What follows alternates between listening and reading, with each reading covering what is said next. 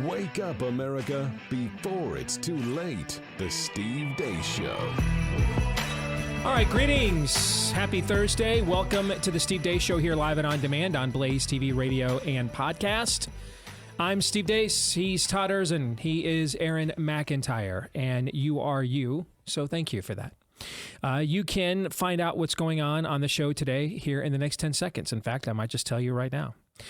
We will be discussing the new addition here to our Blaze Media Enclave with Auron MacIntyre, who apparently a lot of you think is actually Auron MacIntyre or some burner account of Auron MacIntyre's. It is not, even though he's been on this show, but Auron MacIntyre is his own individual person, and he is coming on board here with us on Blaze Media. We're very excited about that. I think he is one of the most prescient social commentators out there in America right now. We'll talk to him here at the bottom of the hour.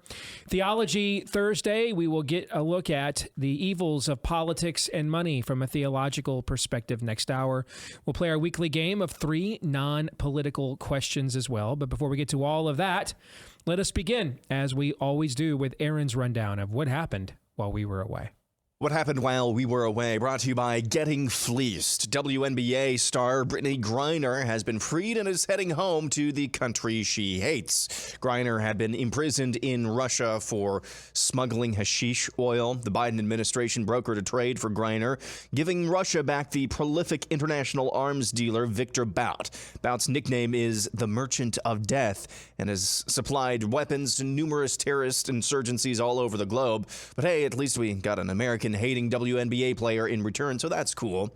In other news, Ron DeSantis expanded on why his state will pursue accountability for jab manufacturers. Because they said there was no side effects, and we know that there have been a lot. And so we did a study in Florida, and you saw an 86% increase in cardiac-related activity from people 18 to 39 from mRNA shots. And so we're going to be doing some stuff to bring accountability there. Senator Ron Johnson held another hearing on adverse events from the jabs. And we'll start with Ms. Liz Wilner, who is a professional web developer with over 25 years of experience in the field. She is the designer, creator of OpenVayers. Liz is also a mother of a vaccine-injured child, which was the catalyst that led her to research the vaccine adverse event reporting system, VAERS. She found the federal database antiquated and cumbersome, to say the least. So she built the OpenVayers website to make the VAERS data more accessible. So Liz, take it away. Thank you, Senator. VAERS, the Vaccine Adverse Event Reporting System, was designed to be an early warning system. It is doing exactly what it was supposed to be doing, but nobody's listening. This chart shows before and after the introduction of the COVID vaccine for the U.S. These are severe adverse events, reports of death, hospitalizations, permanent disability, and life-threatening events. Per year, reports of death, 163. There's been a 4,800% increase in the last 2 years. For hospitalization, a 2,876% increase. For permanent disabilities, a 2,150% increase. And for life-threatening events, a 2,108% increase. Checking in on the UK. There have been more reported deaths and adverse reactions following mRNA vaccination in 18 months than there has been to every conventional vaccine administered worldwide for the last 50 years. And given that mRNA vaccines are not recommended for pregnant women or those who are breastfeeding, would my right honourable friend overturn the Big Pharma-funded MHRA's recent recommendation that these experimental vaccines are administered to children as young as 6 months of age? Well, Mr. Speaker, let me first say that I believe COVID vaccines are indeed safe and effective. Henry Anderson of the Carolina Panthers says he was placed on the injured reserve because of a stroke he suffered. Anthony Fauci is still totally butthurt about Rand Paul. Do you have any regrets about the way that you handled that? I think 99.9% of the time I have been my usual self, which is very calm and measured. The only time I really got upset was when Senator Paul totally inappropriately on national TV that was following that hearing accuse me of being responsible for the death of 5 million people. The CDC is sounding the alarm on a trend they helped cause. A new survey found 45% of high school students in 2021 said they were persistently sad or hopeless, and 1 in 5 seriously considered suicide, with nearly 10% attempting suicide. Here's a dude on TikTok. Day 271 of being a girl, or I'll say woman for this one, because this video is for the women on Twitter who just really don't like me. Hello, ladies. We got a lot to cover, but let's first talk tampons. I haven't talked about tampons on here lately because I don't use them. I'm a woman who doesn't have a uterus. I know this. And science was my strongest subject in high school. And finally, a pro-baby killing activist sat down with the Daily Wire's Michael Knowles. Here's how that went. Michael, do you know what the leading cause of death for pregnant people is? Pregnant people? Mm-hmm. Mothers? Women? If you'd like to call them mothers, not all of them are mothers, but if you'd like to call them that. What are they if they're not mothers? They're pregnant people. What people other than mothers are pregnant? Does it bother you to use inclusive language? Well, it's just interesting. I prefer to use precise language. It's interesting because you come into this conversation, trying to hold this moral superiority, but then I try to be moral when I can, but I... Right, but when I use inclusive language, which it only takes a couple extra syllables to use inclusive language. To include who? It seems to include people who don't, identify as women but can become pregnant. So, like a person who's born a woman and then identifies as a man and is pregnant. Yeah. So you're telling me that in order to be a moral person, I need to accept the idea that a man, someone who is born a man and looks like a man, can really become a woman. That's a prerequisite of my being a moral person. I mean, yes. To me it is, because if you are trying to deny someone of their identity and deny what their life experience is, then that doesn't seem like a moral stance to me. I want to be accepting, and I want to respect people's life experiences and respect the way that they want to identify and respect the way that they want to present themselves to the world. Bronte, I would like to identify, I do identify actually, as the correct person on this issue of abortion. I identify as being correct and more correct than you on this issue. And I would just ask that you accept and affirm my identity. Do you? Well, you are not a medical professional, and abortion and pregnancy is a medical concern. That's not your identity. That is my identity. I promise you, that's my identity.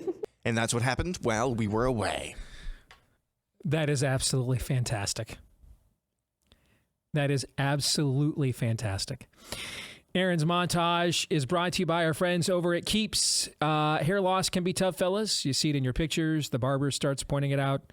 You find yourself constantly wearing baseball caps. So what are you going to do about it? Well, if your plan is to just buzz cut, don't shave it, save it with our friends over at Keeps. They've got the clinically proven hair loss treatments available online for you. So whether you're looking to prevent hair loss, stimulate hair growth, or just take better care of the hair that you already have, your Keeps medical provider will help you do that with the right products and developed a personalized hair-saving routine that works just for you. And no waiting rooms or pharmacy visits, delivered straight to your door at half the cost of a traditional pharmacy. So if you're ready to take action, join thousands of guys who have saved their hair with Keeps. Visit keeps.com/grow and get 50% off your first order. KEEPS, keeps.com/grow. Again, go to keeps.com/grow.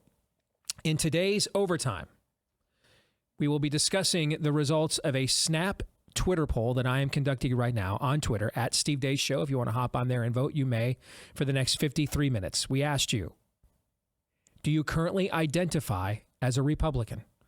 Over 5,000 people have voted in this poll just since this morning. We will discuss the results and what we think they may or may not mean coming up later today in the overtime at blazetv.com/Deace. Again, that is blazetv.com/Deace. And that's where you can go to become a Blaze TV subscriber if you are not yet one. And can I throw in one more mention here while I have a moment, if you don't mind? If you are looking for some Blaze swag, if you've got somebody maybe that's a huge fan, maybe you are, or you think that they might need some help in the logic department and you want to introduce them to us as an outlet towards that end, go to shop.blazemedia.com. You get all this stuff, like I'm wearing this hoodie today, right? The Blaze swag, you see us wearing the Baby Lives Matter shirts you see Aaron wearing, for example. All of that stuff and more not just for my show, but all of our shows, available right now at shop.blazemedia.com. And if you use the code DACE20, you'll get 20% off your order. Code DACE20, 20% off your order when you go to shop.blazemedia.com.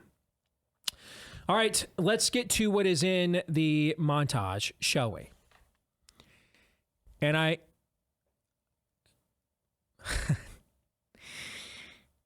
we are supposedly in an existential, important war for the future of Western civilization on a proxy level with Russia, correct? Correct. Correct. The sovereignty of Ukraine. The perpetuation of Vladimir Zelensky.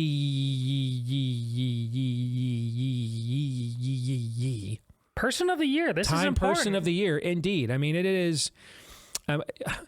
Folks, some of you had to take the masks and pronouns out of your bios this year on social media and replace them with the Ukraine flag. I mean, you had to make some extra virtue signaling steps there. That's how important this matter is to worldwide dominion. I'm sorry.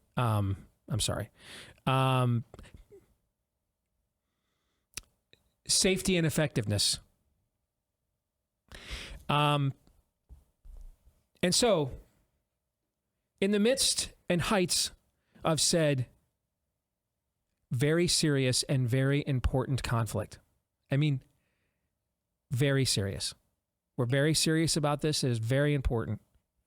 And it's very important because it's very serious. And we're going to be very serious about this because we are very important. I'm sorry, the matter is very important. And, you know, we have to be serious because of its importance, which is the reason for its seriousness. Correct? Got it. Nailed it. That's pretty much been airtight. The narrative since about February, yes. Right? Okay. All right. So in the midst of this, we are so serious about this very important matter that we are returning to Russia someone whose nickname is, quote, Merchant of Death, because of the amount of arms he has traded that has been responsible for killing who knows how many people. And we are committing this action so that a woke athlete, 99% of you couldn't pick out of a police lineup, is returned home to be subjected to what she herself describes as the terror and torment of America's national anthem again. Is that the correct chain of events here? You have correctly identified the blessings of liberty herein. Indeed. Meanwhile, we left an actual American, a Marine. We left him behind. Now, I understand that's not shocking to leave Americans behind for the Biden White House. But we left an actual American, a Marine. We left him behind because apparently he hasn't figured out that he needed to make it known that while being imprisoned in Russia, he realized, of course, that he had suppressed his sexuality all this time. He's more now than just gay for the stay. He's a stay gay. He's not just gay for the stay, as they say in prison. He's a stay gay. He's a stay gay now. He's a stay gay. If he had proclaimed this, maybe we would have given the Russians back a known terrorist.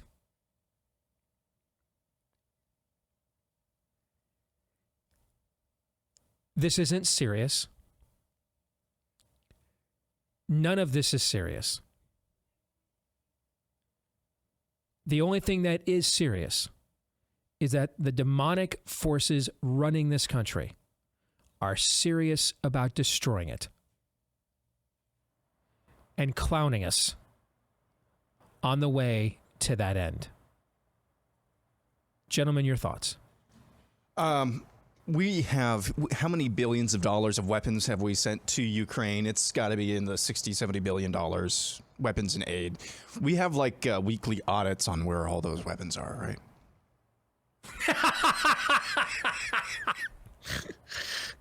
You're serious? Because we wouldn't send back a international weapons dealer with our stuff just kind of floating around without knowing where it was and keeping tabs on it, right? Right?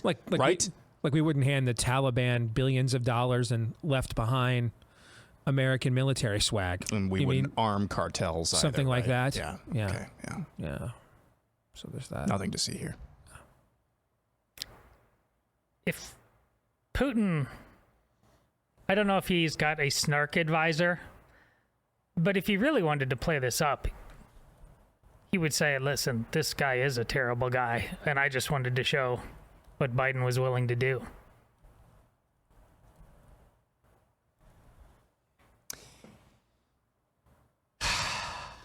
Meaning what? Putin's... I don't follow. Help me follow what you mean. Don't even be coy about it. This isn't a good guy. Putin should show if he's trying to show the West for what it really is, and I think that's part of what he's doing with Ukraine. Show him this is the West just gave us back a terrible person in trade for what? What did it accomplish? Say it out loud. That's what you're saying. He should say it too, because his goal is pointing out the absurdity, the not seriousness of all this on some level. See, I think Vladimir Putin needs to be serious about his own security detail in the next 12 months, which is a preview of my upcoming predictions. Because this has not gone well by any stretch. I don't have to read communiques by MSNBC or anything else. If we had sat here in February and I had told you that we would go into Christmas break and he would not have this operation completed by now, would you have believed it? Probably not. Probably not. This has not gone according to plan. And imagine if you're Putin losing a war to these people. What's that do to your standing in your own country? Well, we talked about it at the time. He doesn't win this. He's toast. He's not getting any younger. People already know he's not a 10-year, there's not 20 years on his body clock of tyranny, that they've got a long-term fear of him. If I was Vladimir Putin, I'd be checking my own security detail more so than trying to troll the United States. I mean, I'd be watching my back. I'm not talking about. I'd be wondering who's tasting my food. I'm not talking about night. Trolling anybody, but it does need a certain level of thinking to point out the absurdity of the United States. Oh, I totally agree with that. I mean, that was the centrality of my own point. I mean, terrible people doing terrible things to other terrible people terribly. Yes, that's all that this is, and the fact that you can't win a war. If you're Vladimir Putin, you can't decisively win a war against people that will trade you arms dealers for WNBA basketball players. This is what I'm saying. That's why my response is, if I was Vladimir Putin, I might want to check my own alliances and allegiances. I might be wondering who's coming up behind me at night. He's not just fighting Ukraine. We all know that by now. This isn't just Vladimir, which is why he got into this on some level. It's more absurd than even you let on. This is what is behind all of this. Again, the anointing of the actor. This is all tail wags the dog. All of it. So when you, as an anti-vaxxer, see Ron DeSantis say what he just said in that video, your reaction is what? Well, Ron DeSantis, by the way, right now, if you look at what's called a Q rating, which is a measure of name ID and favorables, is the most popular national elected or a national political figure in elected office in America right now. And in that video, I mean, there's breaking the fourth wall. I don't even know what this is. Okay, I mean, this isn't shattering Overton windows. I mean, this is reestablishing habitats and ecosystems, stepping on this issue. And he's gonna, and apparently, despite all the political capital and everything he's built up, that's exactly what he says he is going to do. When you see this, your reaction is what? As I told you yesterday, I believe him because he does the thing. But the fact that clip is in conjunction with what Ron Johnson is doing in Congress, this is really important because you can isolate, and people will increase. The more he's a front runner for candidate for president of the United States, he will be surrounded, and he'll be surrounded by people within his own party, even if he goes after the wrong thing.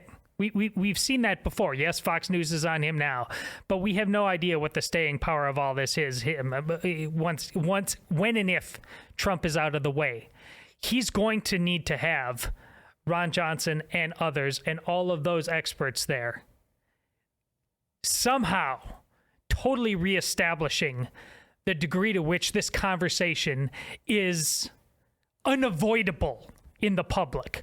That actually needs to change first before we hit pay dirt, because that's what you're trying to do with your book.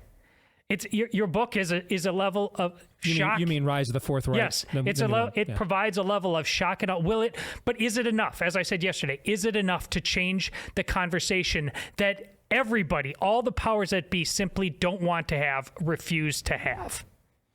How would they refuse it?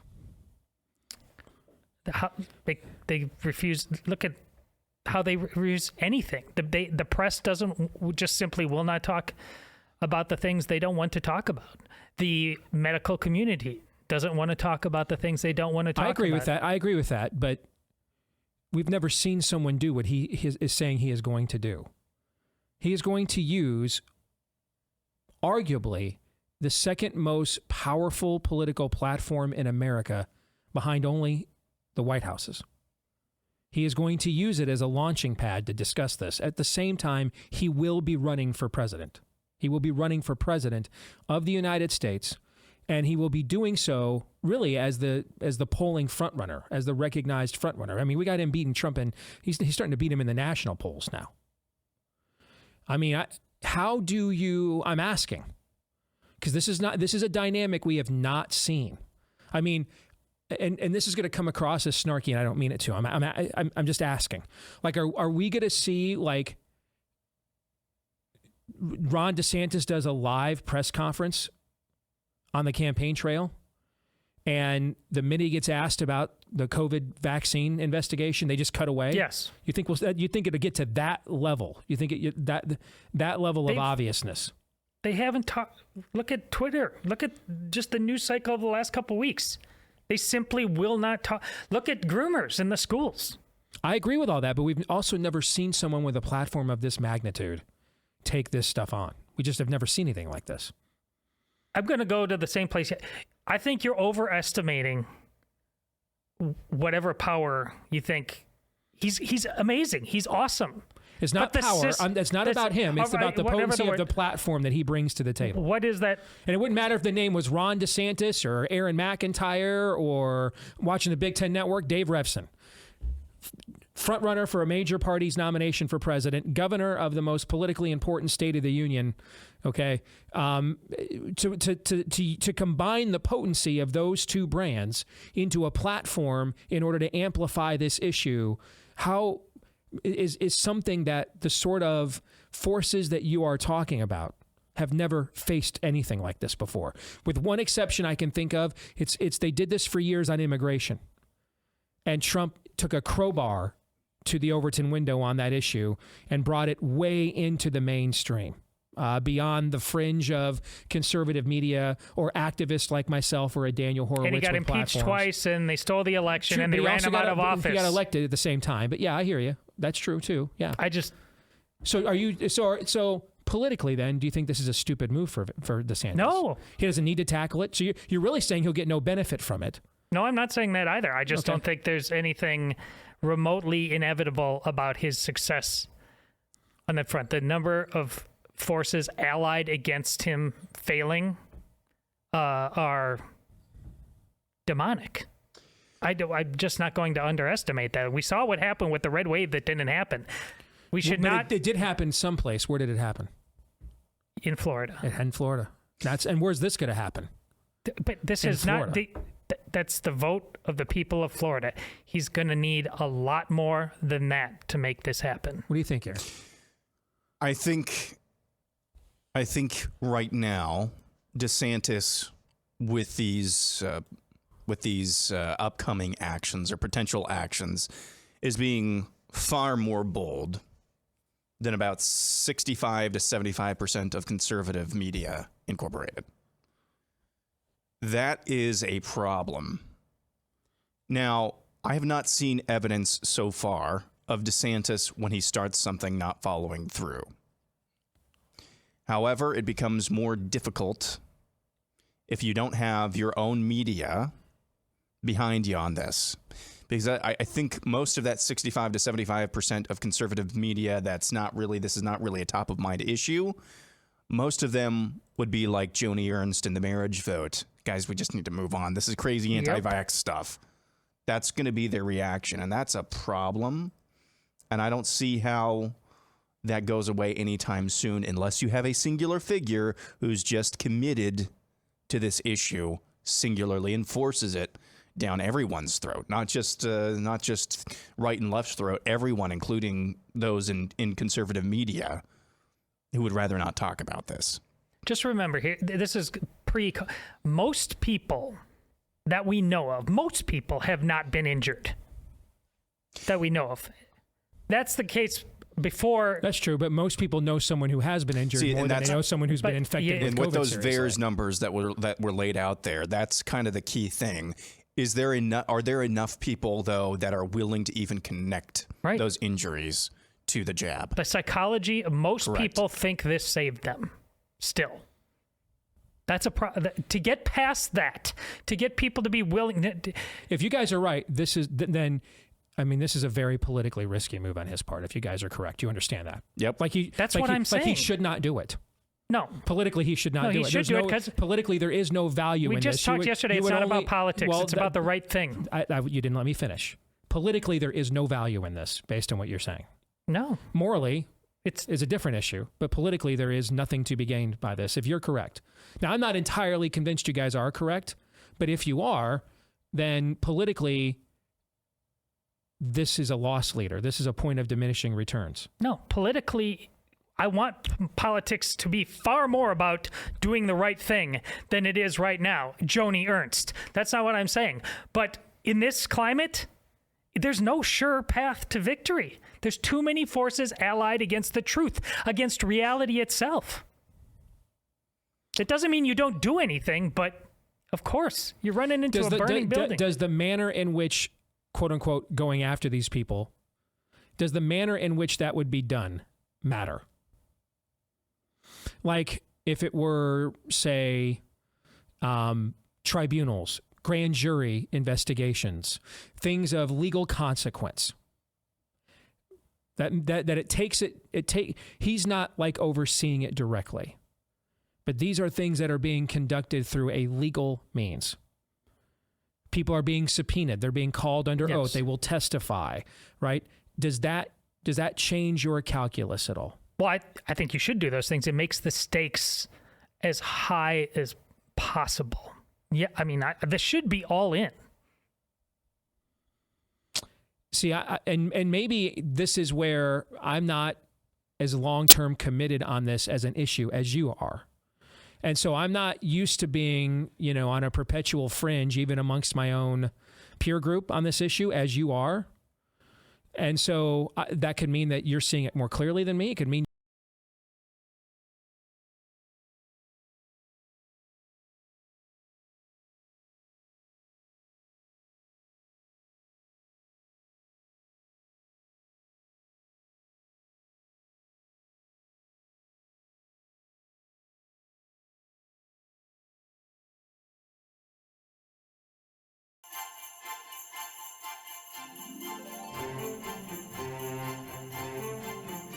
All right, back here on the Steve Deace Show, and I was very proud to partner up with the folks over at Preborn this year because they do comprehensive, outstanding pro-life activism, and they were ready and already doing the kinds of ministry it was going to take post Roe v. Wade in a current Roe v. Wade world. They were already realizing that this is really it's hand-to-hand combat, mother to mother, baby to baby. They literally went to the streets to find crisis pregnancies like my mom had when she was 14 years old, pregnant with me. Show the moms the sonogram, the ultrasound, let them know, hey, there's a human being in there. And about 80% of the time when they have done that, the mom realizes it and gives the baby life. But then they also understand that you got to love them both. And so they have provided the necessary maternity assistance, whether that is clothes, food, even counseling, and they do it all for free.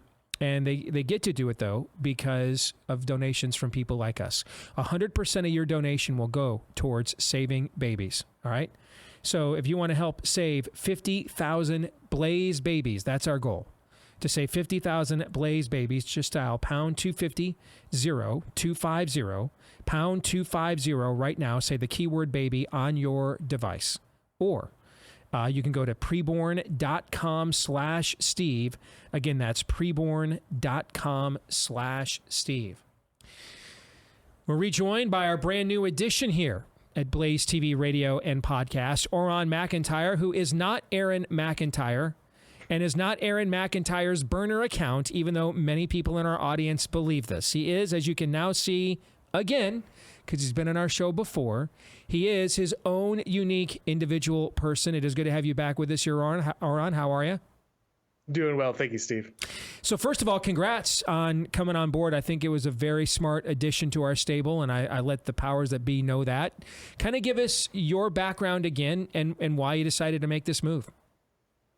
Thanks, man. Yeah, no, it's really great, and I'm so happy to be part of the Blaze here now. It's been pretty crazy. I started a YouTube channel just a few years ago, kind of when the COVID stuff really hit, because I thought that the government wasn't really working the way that I thought it was supposed to. I didn't understand why the things that were happening around me were happening.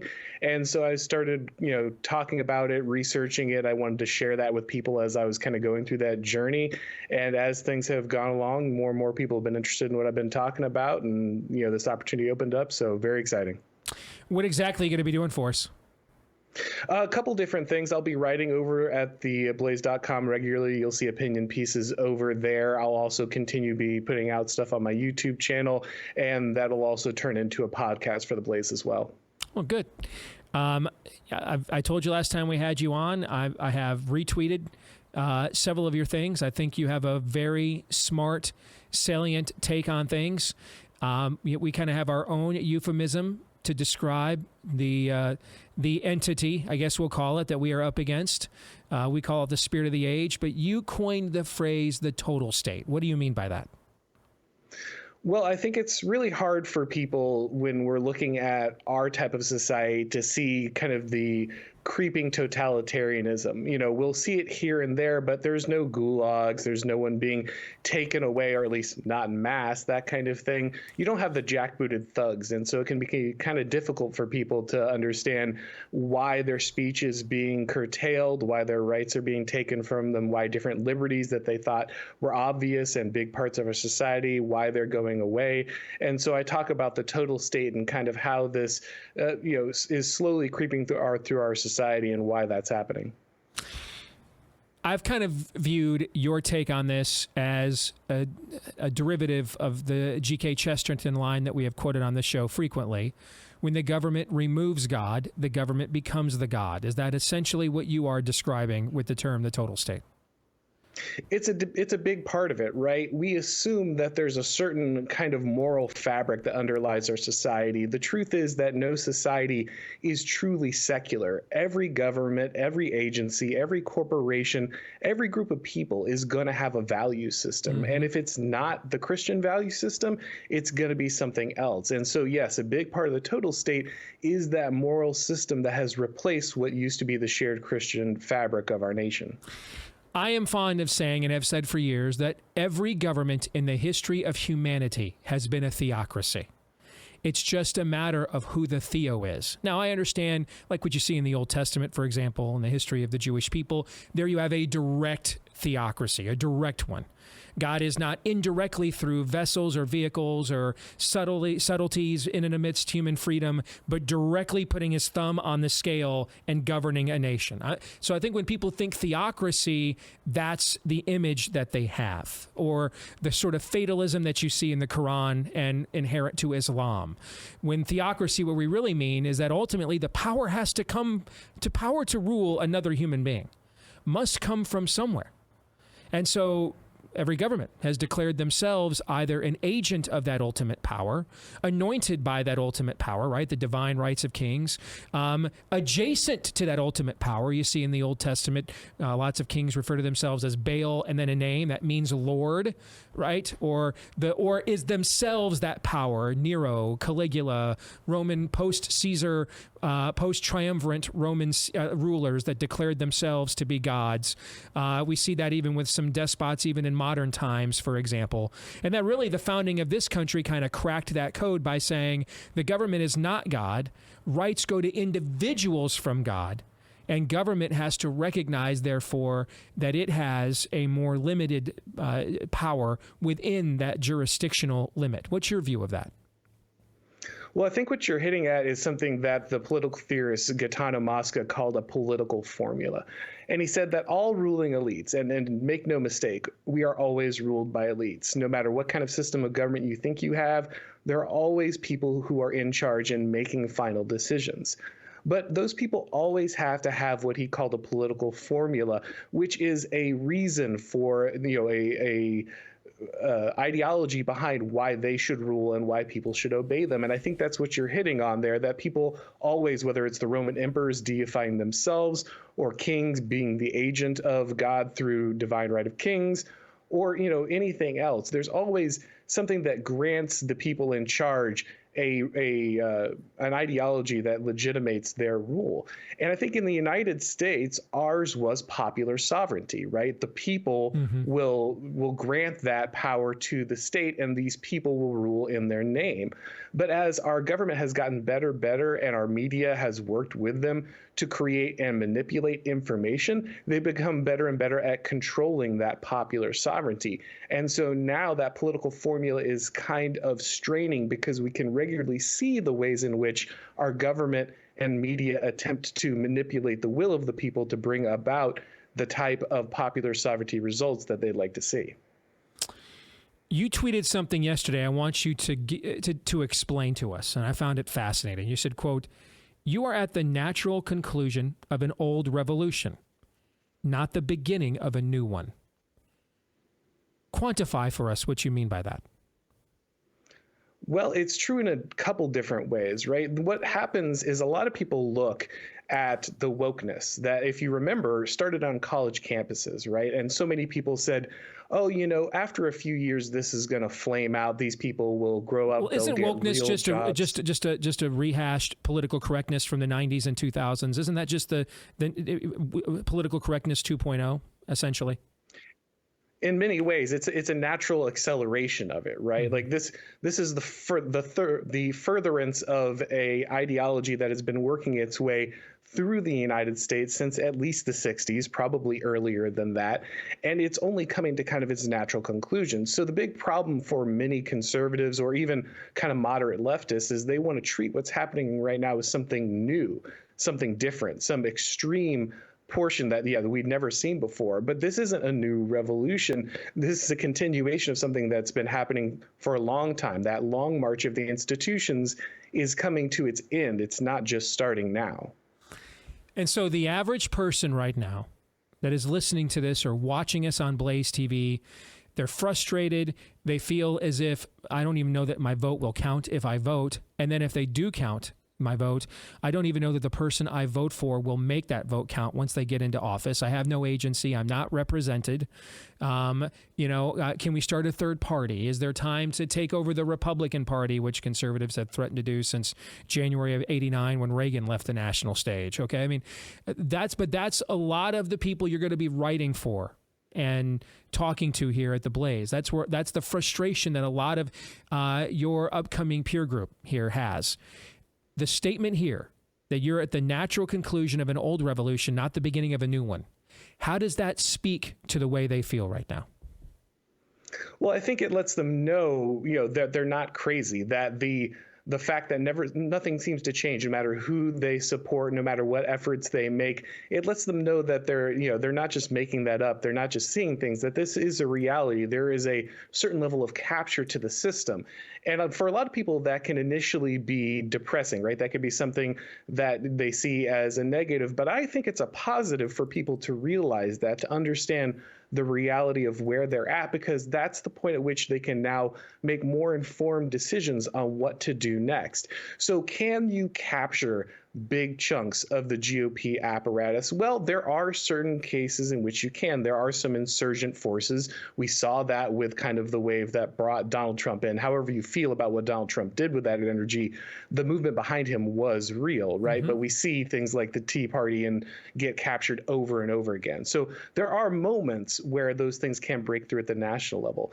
But I think what we can see, where the encouraging things that where we can make a big difference and actually see victories, can be at more local levels, where we can make bigger changes. You can protect your area by electing or running for things like sheriff and school board. You can strengthen institutions like your local church. You can make sure that you're creating a scenario where your people, the people around you, are protected, and you can focus on that. And then once you have stronger bases, you look at something like what's happening in Florida with Ron DeSantis, where he's able to create power bases outside, in many ways, of the normal machine. That localism, that focus on creating political power outside of these large national avenues and hoping that one big national election will save you, focusing instead on how you can improve and protect your state, your locality, your family from this stuff, I think that is the big mentality switch that people need to look at.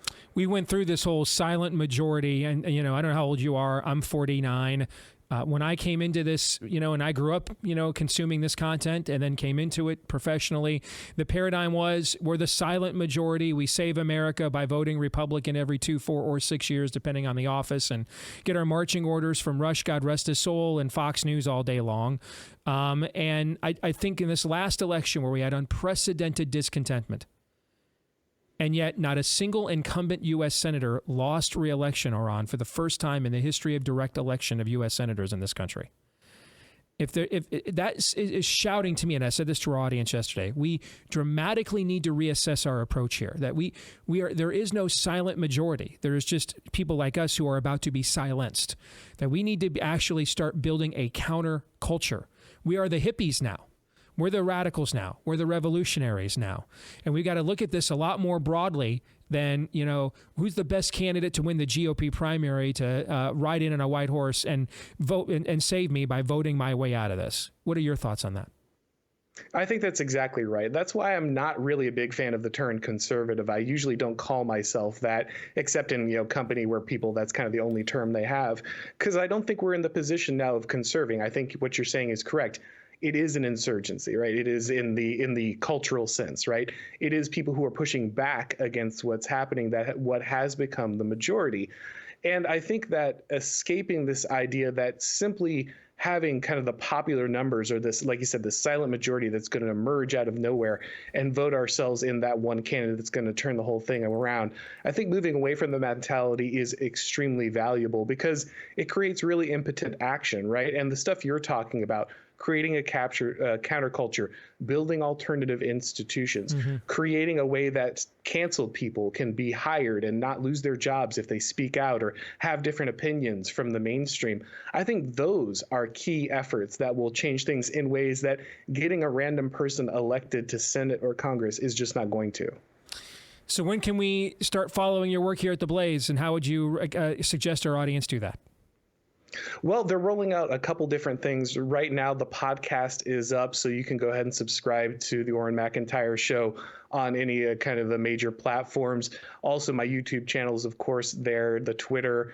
and my articles will be coming up on theblaze.com as well. I think there's going to be more coming out. I'm going to be meeting up with some of the guys this next week, so stay tuned because there'll be more, I think, rolling out as we have that discussion. Oh, I'm really, I think it's really cool. You're on board. It's a great addition, man. So let it rip. No wasted ammo. All right. Congratulations.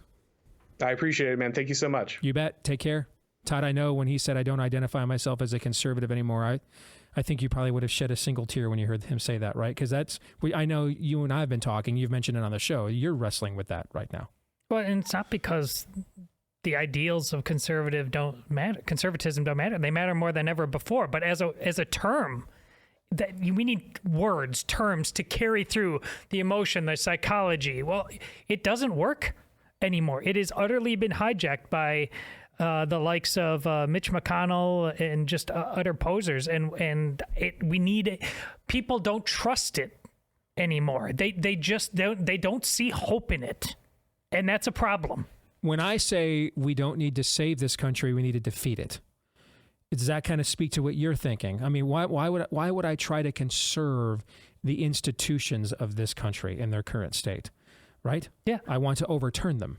I'm the revolutionary now. Before COVID even happened, I used to talk about that we need a second American Revolution because this one is pretty close to over. And now I believe it is over. Expired. This it's is clearly not expired. This is not America. How do you conserve something that doesn't exist? I mean, we described conservatism as being the conservation, the saving of principles, ideas that have proven themselves to work best for the human condition over the course of history, when largely those tenets don't exist in any meaningful institution in the United States. Yeah. How do you conserve something that doesn't exist? You cannot. And that's what Ron DeSantis is up against. That's a problem. As great as he is, he needs a lot of help. Yes, but I think the way that he has created his own economies of scale, his own independent means outside of the system of exercising and advancing power, recognizes that he shows that he recognizes what you just said. Now, whether he can pull that off or assemble the kind of coalition necessary to pull that off on a national level, I think we'll probably find out here in the next couple of years. But at the very least, he understands that in his current offices as governor and is governed accordingly. All right, we'll come back. Theology Thursday is next.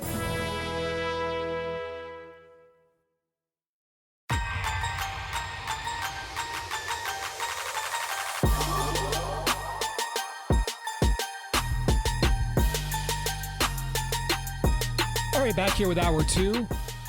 Well, live and on demand here on Blaze TV, radio, and podcast. Sorry about that. I even drank some water during the break. My bad. You can let us know what you think about what we think via the stevedeace.com inbox by emailing us, steve@stevedeace.com. That's DEACE. Like us on Facebook, MeWe, Gab, and you can also find us at Steve Deace Show on Getter and Twitter and Instagram and TikTok. Find us as well over on Truth Social at Real Steve Deace and get clips of the show free of any censorship, free to watch when you go to rumble.com/Steve Deace Show as well. Those of you that are podcast listeners, we appreciate you. Please, if you wouldn't mind, show your appreciation for us. Give us a 5-star review if you like us. Don't lie, but if you like us, please consider giving us a 5-star review. You can also hit the subscribe or follow button on the podcast platform of your choice. Thank you to all of you that have done those things for us already. You're a big reason why we're going to be doing this for the Blaze for another 3 years, and we cannot thank you enough. So thank you. This portion of the show brought to you by Taiga Coolers. If you're looking for a unique gift, particularly one for clients, corporate gifts, it's going to be spring someday again as we head into the season of desolation, at least here in this part of the country. Check out our friends over at Taiga Coolers. They employ actual Americans, unlike a lot of the other coolers out there. They make their products, not China Okay. American made. They're priced less than other premium coolers out there as well. Plus, they come with a lifetime warranty. And this is where it gets into the corporate gifting idea. They can customize it for you. You want to put your logo on there, or you want to put a potential client, a prospect's logo on there, or a client you'll hope will renew. Something that's kind of unique that they wouldn't think of doing themselves or didn't know they could do. That's something they can do for you right now over at Taiga Coolers. Big fans of the Blaze. So they have the same value system that you guys do as well. And it's always good when we can to support one of our own. So visit taigacoolers.com, Taiga for taigacoolers.com. And again, use the promo code Steve for 10% off when you do. Promo code Steve for 10% off at taigacoolers.com. We are in the penultimate week of Theology Thursday and our final book study of this year. Thank God for Bitcoin, the creation, corruption, and redemption of money, where we are looking at how the spirit of the age is now infesting us on an economic level. This week, gentlemen, we are looking at Chapter 5, Money and Politics. This is one of those areas where it is such a target-rich environment. Where to even begin this conversation? So let me ask you guys, where do you think we should begin? Well, I guess at the top of my head, there's a feeling, at least in my heart after reading this, that the system understands that the I am the Senate moment is happening for it currently, because it's starting to defy some of its own rules of the fictional utopia that we were under. Because it lays out that what most people don't understand is that all of this debt, all of this printing money, it's ultimately stealing value from other people. But they don't really understand it. They don't get that. They think that actually we're as rich and prosperous as ever before. And that's yet what we've seen, that the Democrats like overtly make things more difficult, more challenging. You will starting to normalize us to no, it's not all going to be cheaper tech for the rest of your life. It's going to be you will eat the bugs. They're starting to push us in that direction, as if this system that he's talking about and lays out here is about to go, because even they understand on some level it can't last forever. And the whole point ultimately was to seduce us into subjugation. So again, just comparing what they say has been happening to us for a very long time versus the reality we're seeing now. Again, it has an end game feel to us. But the level of seduction, I guess one point I found really interesting is when he talks about how inflation versus deflation is going to work, and how we've even been tricked into believing that things should be getting less and less expensive in a lot of different ways because of mass production technology. But that's actually happening less and less. It's not totally gone.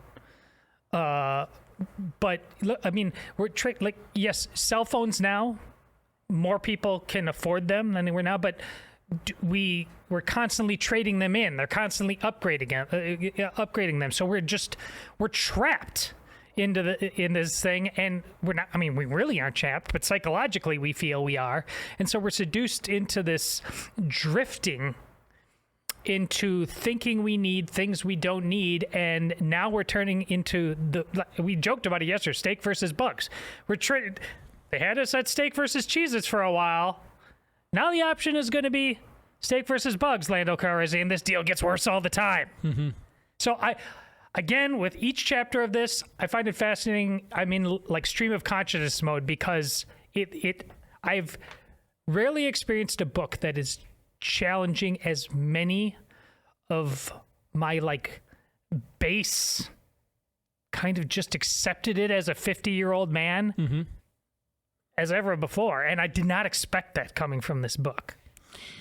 You said something that I think gets reinforced in this line in the book.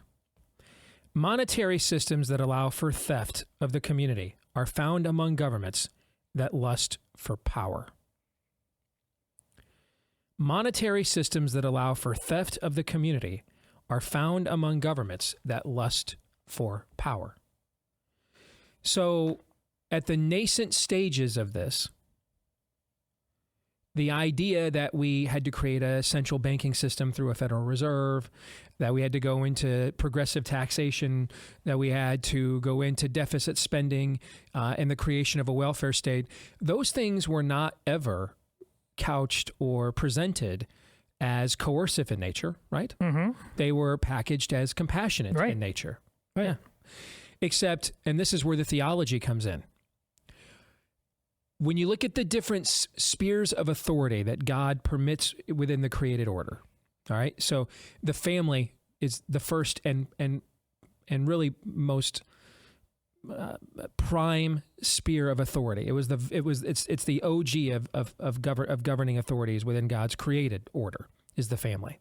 So it has certain jurisdictions. It has certain duties that it is to perform. And then you have the church. Right? So the church has certain duties and certain jurisdictions that it is to perform. One of those duties that the church is to perform is to be an agent of what? Compassion. Yes. To be an agent of mercy. We love because he first loved us. We love our neighbor as we love ourselves, right? Okay. We show grace and mercy to others as grace and mercy were shown to us, right? And so that was specifically within the created order. That was specifically within the purview of the church. Yes. Okay. In Romans 13, Paul lays out what is now within the created order. What is the jurisdiction and authority of government? What is its role on earth? What is it to do? He's already told you what the goal and role of the church is. He describes and calls for and collects on behalf of efforts at mercy and compassion all throughout the New Testament, right? And so now he's going to specifically address the role of government in Romans 13.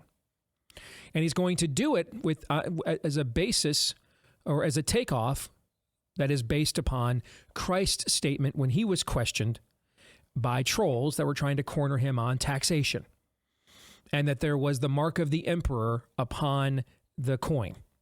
And this is the famous phrase, render unto Caesar that which is Caesar's, render unto God that which is God's, meaning each of these authorities have jurisdictions. God allows your Caesar to have some governing authority. And Paul repeats this by saying there is no authority permitted on earth except that which has been ordained or allowed by God. Okay? But that, just because that has happened, does not mean that the authority of that which was ordained is limitless. And so Jesus says, then render to God that which is God's. Caesar is just asking you to pay taxes for roads. That is within his jurisdiction. If Caesar says, you must bow to the image on this coin and worship it as God, is that within Caesar's jurisdiction? No. No. So you do not render that unto Caesar, because that worship, that level of devotion belongs only to God alone. And Paul says this as well in Romans 13, give honor to those who are owed honor, taxes to those who are due taxes, but don't give honor to those that are not due honor. I mean, if Paul meant that you gave the state whatever it wanted, then Nero would never have cut his head off, correct? Paul must have at some point denied Caesar, Nero, a level of jurisdiction and authority that he called for, and that's why he was beheaded in Rome. And so this is a fleshing out of this. And in Romans 13, Paul says, and that the role of government, and by the way, you see this in the Old Testament. All right, even in a direct theocracy, there is a priestly order, the Levite order. They not only handled ecclesiastical matters, but that was the agent of mercy and compassion. If you thought you had been wrongly accused or what have you, you were to flee where? okay? You were to flee to the priest. You were to flee to the tabernacle, right? And essentially throw yourself upon the mercy of the priesthood, okay? This is reiterated now in the New Testament, that the role of government, Paul says, is to be an avenging angel that punishes evildoers. That's what it is to be. Is it an age? Is that a mission of mercy? No, it is a mission of justice. The state is an administrator of justice. Now, we would argue holistically that by exercising and prosecuting justice, you are practicing a form of compassion. But when we established a welfare state and a central banking system and took ourselves off of the gold standard, was that the kind of justice and compassion that we were claiming and branding when we made those moves? No, it was the state was now going to do the handouts. The state was going to feed the people. The state was now going to be Jehovah Jireh, the Lord provides. The state would now do those things. These were proto-versions of statism. You're describing the book I've mentioned many times on the show, The Tragedy of American Compassion, and that trade that happened. Correct. And even if those generations didn't understand the Faustian bargain they were making, see, I would argue that they did. Because they were without excuse. They lived in an era where the church was still an active, integral part of a community, and it was known for doing these things. You see what I'm saying? Yeah. When we made these choices in the early 20th century, the church still held a place of primacy within the local community, primarily because of these acts of mercy and compassion that we're talking about. See, I think those that pushed this knew all along what they were doing. And it was always to get us to this point that we are at right now. That ultimately, if the state is where I go for deliverance, then the state is where I go as well to be inculcated right and wrong. And now you're seeing the next phase of this. So the state replaced the church. The state took over the sphere that belonged to the church. Now you're going to see the state take over the sphere that belonged to the family, like the marriage vote that happened in the House today and happened in the Senate last week. The state will now determine what is a family, what gets done with a family, what gets taught within the family.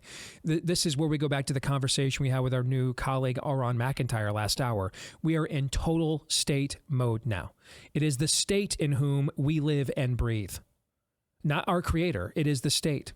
So what is when the state now determines your economic station, the state determines whether your business is even necessary or not. The state determines whether your church is open or not. Will then take over the duties and customs of the church, and then the state will take over your family, redefine it for you, and then essentially pick winners and losers among what's a family and what is not. What is next now is that the state is an object of worship. That is the absolute next step. And that is the step that we are embarking upon now. So let me take you back to this statement. Where did it begin? It began with control over your money. Because monetary systems that allow for theft of the community are found among governments that lust for power. Thoughts? Just remember, last week I said the dollar today has, what was it? Like 6% of the buying power that the dollar did back in 1917. Is that the date? Mm-hmm. If people would have no frame of reference for that today. Remember this, forget COVID and just before COVID. No, we're the most prosperous we've ever been. People would think that was insane. And that's the trick they pulled. So now, with the central bank and everything, look what we just did to marriage. Republicans and Democrats alike. You ask those same people about, how about dispensing with the central bank, returning compassion back to the churches? That would not even compute. And we all know it. To the point that how many of our churches, the conversation I had yesterday about what Newt Gingrich told me, that the number one thing we had to do to avoid another civil war was returning power back to the people and state and community governments. But he was concerned that we had waited too long to do this. We were so far gone, so indoctrinated, we wouldn't know how to govern that way, even again, if we tried, right? Okay. So let's expand this to the church. even if we could agree, if the state said you're right, we shouldn't have done this, and it has been a colossal blunder and failure, is the church in America even in a position to step collectively, to even step back into the place in the of primacy in this area where it belongs? Because I would argue absolutely not. Because the church is all focused on self right now, and it's not focused on other. Yeah. So I think this somewhat dovetails into the section of this chapter that I was interested in, and the governments that the phrase that you just repeated that's in this chapter, government lusting after power. In our form of government, as we often say, we are the leaders. We are the leaders here. So often our leadership, the people who we send to represent us, are reflections of us. What does it say about us if our leadership, who then appoint unelected bureaucrats to run our monetary system, in large part, what does it say about us when we are where we are right now? Mm-hmm. They're lusting after something. They envy those who have that power. What does that say about us? Does that say a little bit about us as well? I don't think it's any mistake that the rise of Marxism in this country is directly correlated with two other factors: the diminishment or diminishing of the church,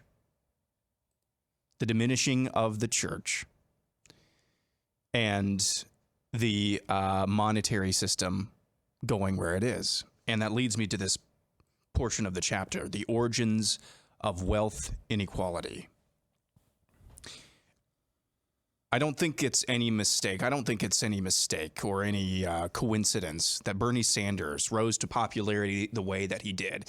And I wish I would have seen this back then, the kind of the way that I do now, back in 2016 especially. Much like John Oliver on HBO, Bernie Sanders, for the most part, diagnosed a lot of issues correctly, actually, in ways that maybe if we just taken off the veneer of this old socialist, we probably would have agreed with.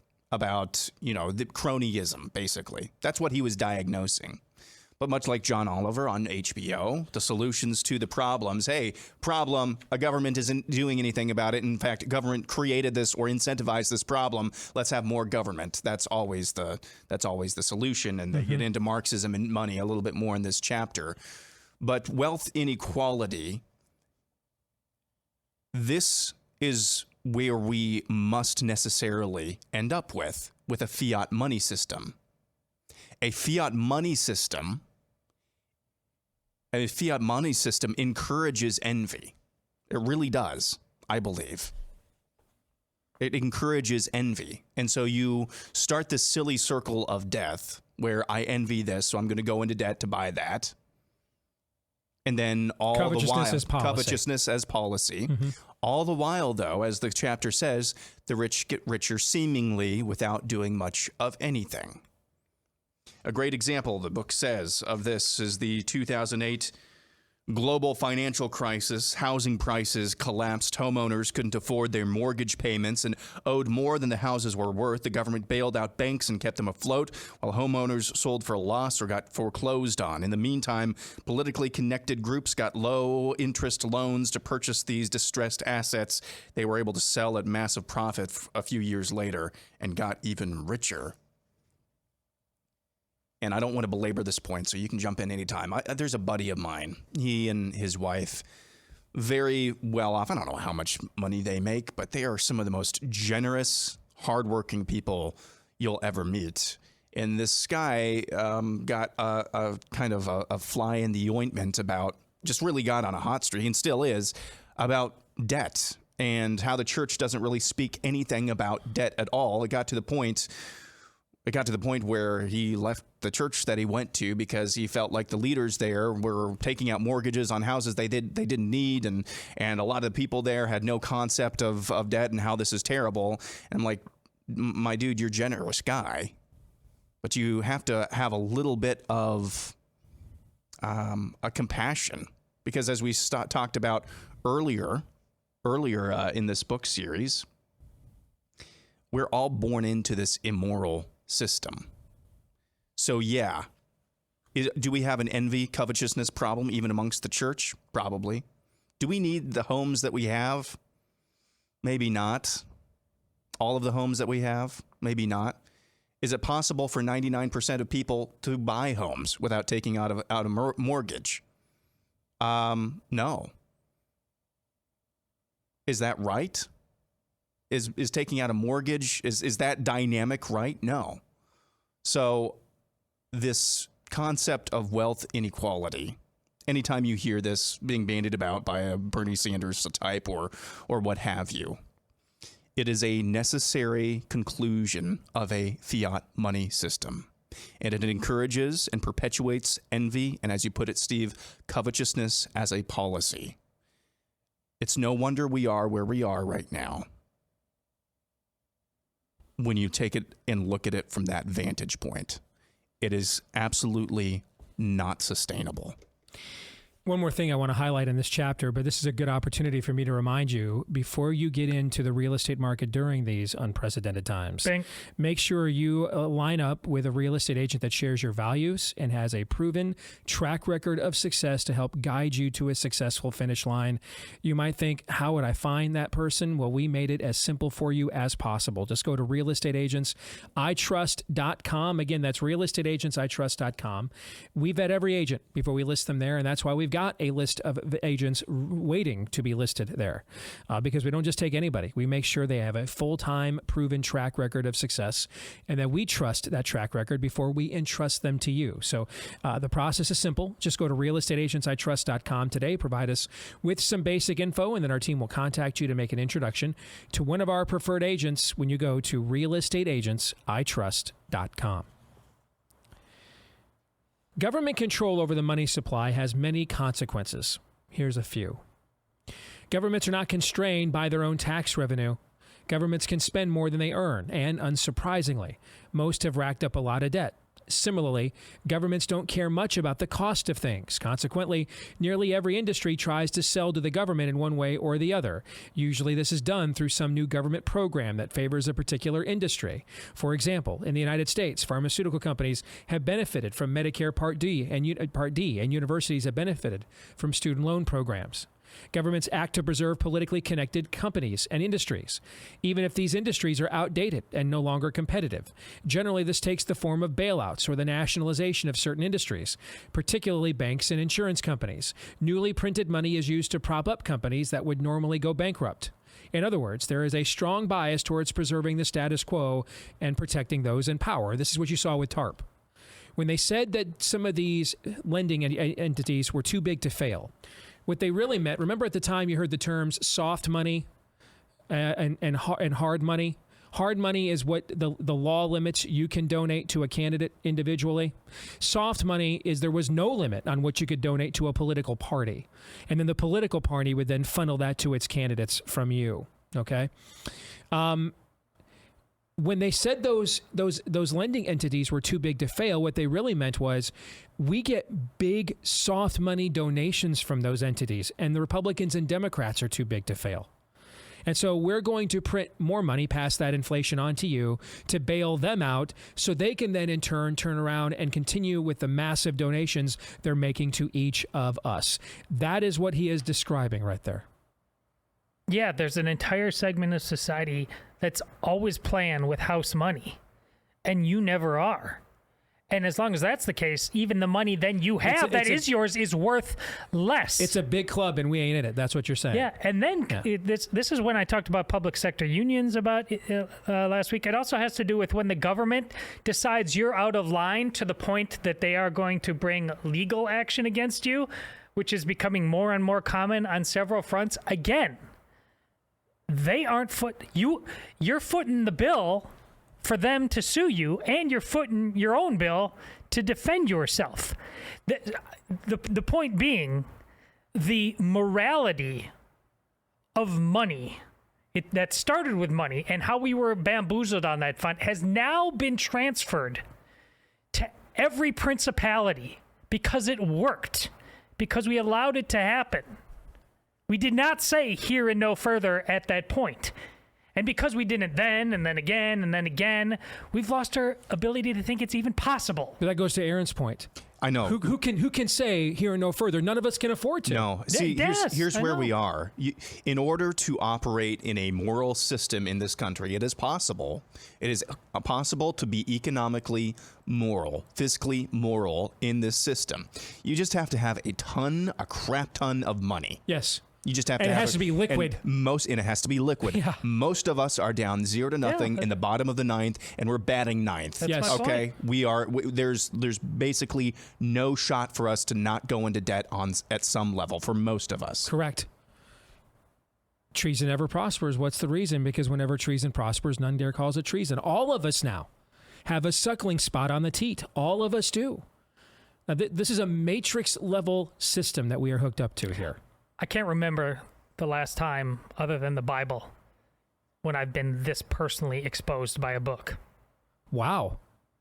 You need to make sure, is it Jimmy Song? Is that who wrote this? Well, many did, but he's the one we had on the show. But he's the one that kind of compiled it. You make sure you send him a note and tell him that this book wrecked you at that level. I think he would take it as a compliment. But the timing of us talking about it, I think, has a lot to do with it as well, on the heels of everything that we have been through as a people, that has brought all of these matters to light beyond theoretical calculations and very practical now consequences that all of us are feeling to some extent. How would we, first of all, how could we get independently wealthy without benefiting from this immoral system at all? Right. How would you acquire that wealth without benefiting from this immoral system at all, number one? And then if you manage to do that, that's what it would take to actually morally, perfectly exempt yourself from participating in this shell game, right? Yes. And then in the end, this, by the way, is why there's no voting constituency for fiscally conservative and socially liberal. Very few people can truly afford to be fiscally conservative. All right, we are in a negative savings era with the average American household, okay? I mean, it's just not practical with what they have done in terms of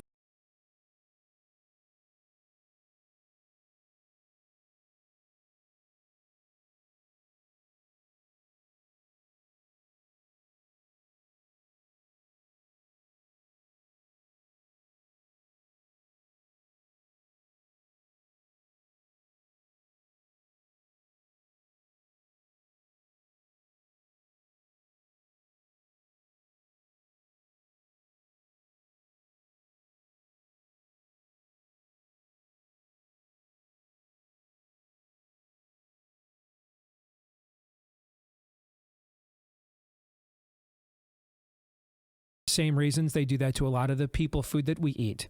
Mass distribution. That's why we take so many supplements these days. And now, thankfully, there is one for your pets. It is called Rough Green. It's a supplement powder that you mix in with your pet's food to put back into your pet's diet all the good stuff that was likely taken out. Now, you might be wondering, though, you guys just did a 20-minute economic meltdown conversation. Now you want me to pick up an expense for a product I've never tried. That's a good objection. And so here's our answer. We give you the first 14-day Jumpstart bag for free. See if you don't see a difference in your pet in 2 weeks or less. If your pet's energy level, health level, attitude makes no difference at all, then by all means, don't buy it again. Not going to buy it the first time. We will ask you to put in a few bucks for shipping because we think if we gave you the whole thing for free, you'd be more inclined not to try it at all. All right. So if you want to try the first 14-day Jumpstart bag for free, you pay for the shipping, but we pick up the bigger expense. Go to roughgreens.com, RUFF, roughgreens.com. And again, they spell it RUFF for Rough Greens. Or you can call them at 833-ROUGH-DOG. That's 833-ROUGH-DOG. Let's get to 3 non-political questions. We all have questions. Who am I? Why am I here? Where am I going? Who am I? A search and a question of identity. Why am I here? A question of meaning and purpose. Where am I going? Question of destiny. some better than others. What sort of morality or proto-morality would you expect to find in a chimpanzee troop? Injecting some levity into the demise of Western civilization. It's 3 questions on the Steve Deace Show. Yes, I actually remembered this week.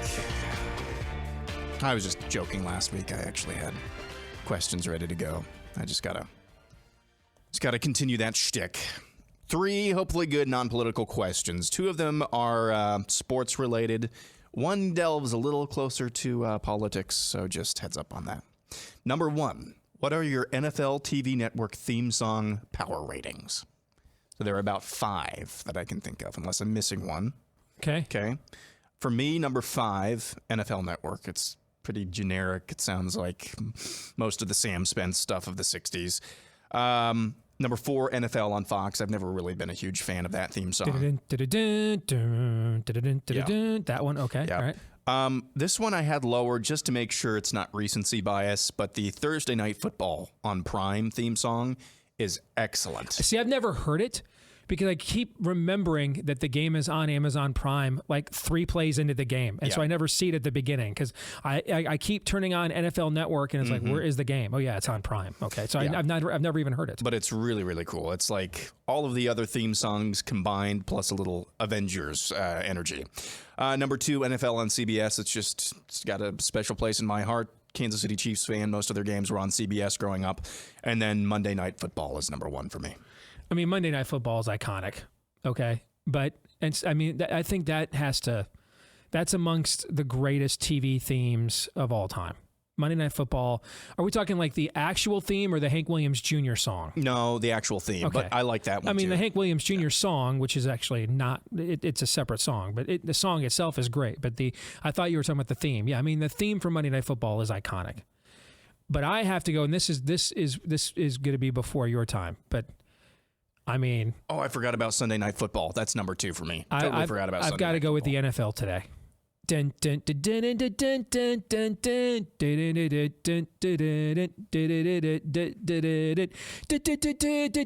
remember that one? Of course. When we were kids. Musburger and Jimmy the Greek, right? Irv Cross. That theme was pretty lit. So I agree with you that Monday Night Football's original theme has to be number 1. But I would give the NFL today on CBS, the pregame one, that would be my number 2. And I think after that, it's very debatable. Yeah, well, totally forgot about Sunday Night Football. I'll second by the way. That's NFL today. That's all we needed, and that's all we deserved.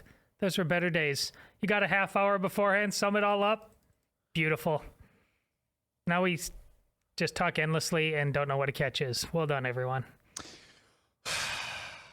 You guys, I asked for a power rating, and you both went with something from I haven't even heard 75 years ago. 2 Thank you of very those. much.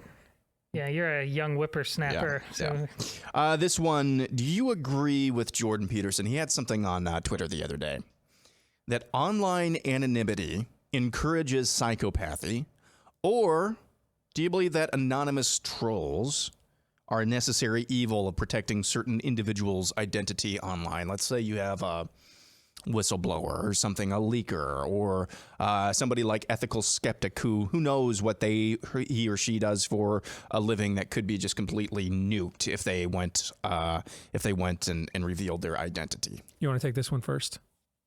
The answer is yes. You agree with Jordan? I agree with Jordan. Is absolutely right. There's zero accountability. They say and do things they would never ever do on any level. It's pure cowardice. But the fact that anonymity, i.e. voting, is crucial and important in some areas, I don't think it's crucial and important. And I really wouldn't fight it being removed from Twitter, for example.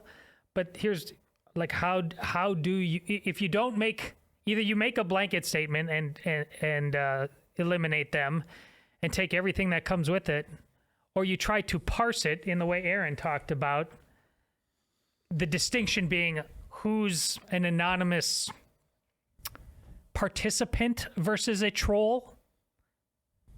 I think we can, on the polls, we can tell the difference between the two. But then we get closer and closer into some of the controversial issues, and one man's just noble participant is another man's troll. It's very frustrating for me because Jordan Peterson is undeniably right about a lot of these people are poisoning the entire culture through their behavior. I thought you would give that answer, which is why I wanted you to go first. I disagree with Jordan. I love the fact, though, that he is forcing this argument. I love the fact that he is asking these sort of questions and forcing these kinds of debates because they make people uncomfortable, and we're way too comfortable. So I like the fact that he is saying things like this, but I don't agree because of the rate of reprisal that exists in our current society right now is absolutely over the top. And I will take the trade-off of ethical skeptic being able to destroy the government's data before most of us even see it over the kinds of trolls that you are talking about. And I also think that Musk has provided a middle option to deal with this in making blue checkmark registration available to all for a fee. Because along with that transaction would come a record of what? Who the transactor is, correct? And so if someone does commit the kinds of acts that you're talking about, there's an accountability mechanism that is now built into that. You can create settings where you make the decision, I'm only going to respond to people now that have a blue check mark. Where at that point, I think Whitlock might either said he was going to do this or is doing it. I remember when they introduced this, he's just going to from now on, only respond to people with blue check marks. I don't know if he's put it in place or not, but I saw him talking about it a couple weeks ago, where now there is some form of accountability where if something were to become threatening or anything with that nature, then you would be able to track that person down. But given the level of cancel that we are dealing with, I will, at this time in our societal devolution, take the trade-off of letting people speak freely without reprisal over the knuckle-dragging dregs that you just defined. That's a trade-off right now. That's not maybe permanent, but right now, that is a trade-off I will take. Aaron, you're the rubber vote. What do you think? I think the argument could also be made that forcing people to expose themselves, forcing people to expose their identity. I'm sorry, there's a big difference there. Forcing people to expose their identity. Little Timmy down the street who harasses Todd's daughters doesn't get to do that anonymously anymore. You see what I mean? See what I'm saying? Mm-hmm. All of that is outed if it even happens at all. I think forcing true identity on Twitter would cut down on that type of behavior. Now, is that worth the trade-off of, well, this also means that the ethical skeptics don't actually get to disseminate their data? Not sure about that. I think the argument at a local level, where you have people who are in this community who know you somehow, but are just taking pot shots like the coward that they are behind a fake identity. Does that trade off? I don't know, but I'm going to say, because I'm trying to think through this out, because I wanted to hear what you guys had to say, because I don't know, but I'd like to see, I would like to see what that would be like. That everybody is forced to identify themselves. So I'll go with the latter. All right, guys, we've got 7 minutes to spend on this question. Another NFL-related question. What is your dark horse Super Bowl winner not named the Bills, Chiefs, Eagles, Cowboys, Niners, or Bengals? And give a couple of reasons why. You put the Vikings in there, despite the fact, aren't they the number one seed in the NFC right now? Nope, I just took the top 6 in the Vegas odds. Okay. Then I guess if you're going to give me the Vikings as a dark horse, I'll take them, I guess. I would not. What's that? I would not. Well, that's why it's a dark horse. I mean, you gave me you took the 6 best teams. Mm-hmm. So I'll guess I'll take the value on the team that right now has the best record. And I mean, I wouldn't bet them to win the Super Bowl either. I haven't. But if you're asking me of what's left over, I would take them. And the reason I would take them is they have a couple of guys in a watered down, parity driven league. They have multiple players who can make a play that wins a football game, in that receiver and that running back. And Chargers were your preseason pick, weren't they? Yeah, I don't think they're going to make the playoffs now. They were 80-1. The Chargers and Packers were my preseason pick, and I don't think either one of them will make the playoffs. Yeah. Ravens, don't like them. I don't know what Lamar Jackson's situation is. Yeah. They're nothing without him. He's the whole team. Rest of the team's okay. Ravens are the new Packers. Rest of the team's okay. Then they have Lamar Jackson. Rest of the team's okay. Then they got Aaron Rodgers. I mean, the Ravens are the new Packers. They're okay. I mean, they don't have like they're not, the rest of the roster's not insulting, and but it's okay. It's a bunch of okay guys, pretty good guys. Lamar Jackson's the difference maker. That's what the Packers were for many years. So I think I'll go with the Vikings because you're giving me a top 5 running back and a top 5 wide receiver that in a season where a lot of games are being won like, 24-20, those are 2 players, and they have more than one of them that can make a play that wins that game for you. So I guess I'd go with that. I'll try the Giants. They're had exceeded expectations, as has that entire division. I think they've all gotten better together because of each other. And I think you had the Eagles and the Cowboys up there, right? Yep. In that top 6. Well, right outside there. I mean, I wouldn't bet on them either, but I'll say the Giants. I think the Chargers are a type of team that could get hot, but they have not shown me anything. So give me Tua and Tyreek in Miami. I mean, that's the same argument I'm making with the Vikings. Yeah. Yeah. I mean, if you have a duo like that can just, and I mean, Completely they've got agree. Jalen Waddle as well. So they've got weapons that can keep them in games.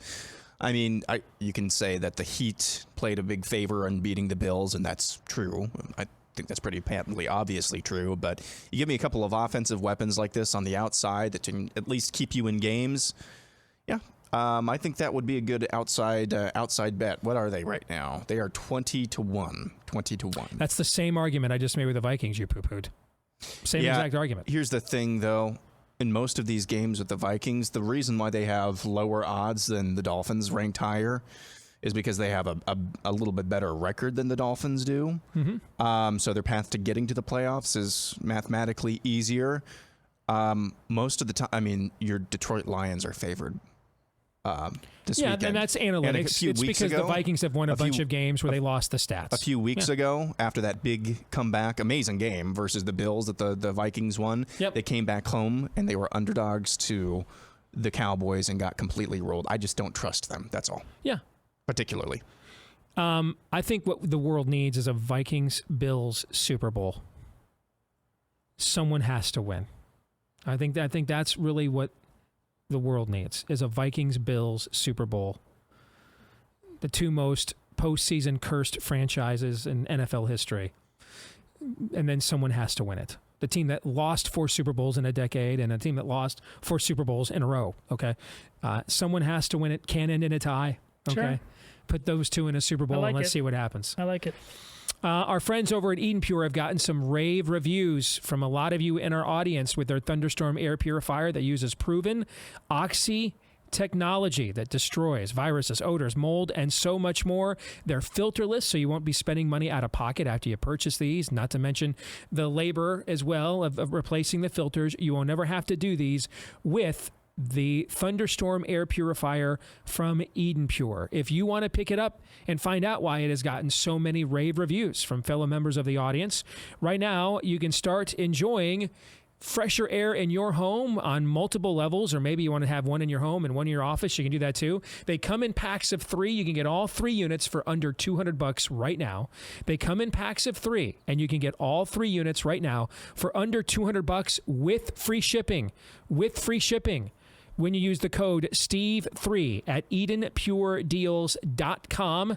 Use the code STEVE3 at EdenPureDeals.com. Final thought before we get out of here. That was fun. Talked a little sports. Got our minds off of the impending demise. That's what we're supposed to do on 3 non-political questions. That's why we do it once a week. It's really to give us a break more than anything else. All right, we're going to stick around, record overtime for Blaze TV subscribers. For the rest of you, we will see you tomorrow, noon to 2 Eastern, right after Hall of Famer Glenn Beck, right here on Blaze TV. This is Steve Dace on the Blaze Radio Network.